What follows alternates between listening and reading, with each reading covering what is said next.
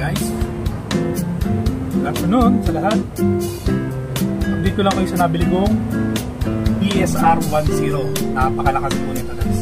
Umabot siya ng 500 to 550 FPS sa kanyang stock. Then siguro tsaka na po tayo mag-upgrade pag medyo nagsawa na po tayo sa stock kanya. Nabili ko siya sa halagang 10,000 pesos. Doon po sa may Capimar, meron pong sa may Vincent Shop Hobby.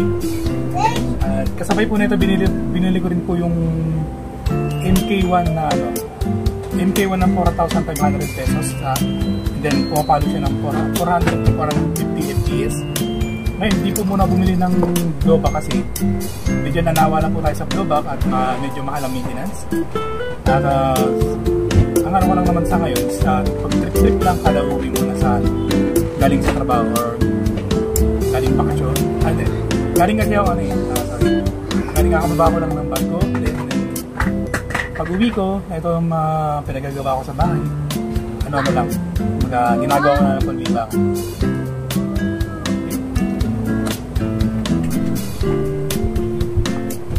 Medyo may kabigatan po siya, may sa 3 to 4 kilos, I think mga ganyan ang bigat niya. Then ano niya is Bushnell. Ayun, 9x32 na rin po siya. Medyo malayo-layo na rin yung kanyang inabot. Then ito naman po is 30 rounds. Ayan, crystal po siya. Mahaba ang kanyang nozzle. Before and after ko po siyang ginagamit, minsan ini-spray ko po siya muna ng spray para po mas maalagaan ang kanyang body. Magazine 30 rounds, okay. Mamaya guys, mag-testing na po tayo. Guys, testing na natin guys. Tayo sa mga punong-puno ng mga alat guys.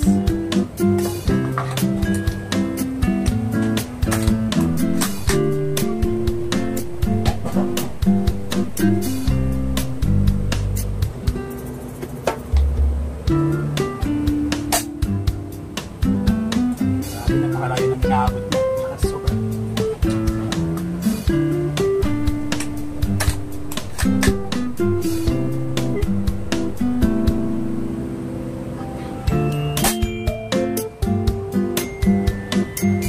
Grabe guys, mahina lang yung tunog niya pero malakas siya.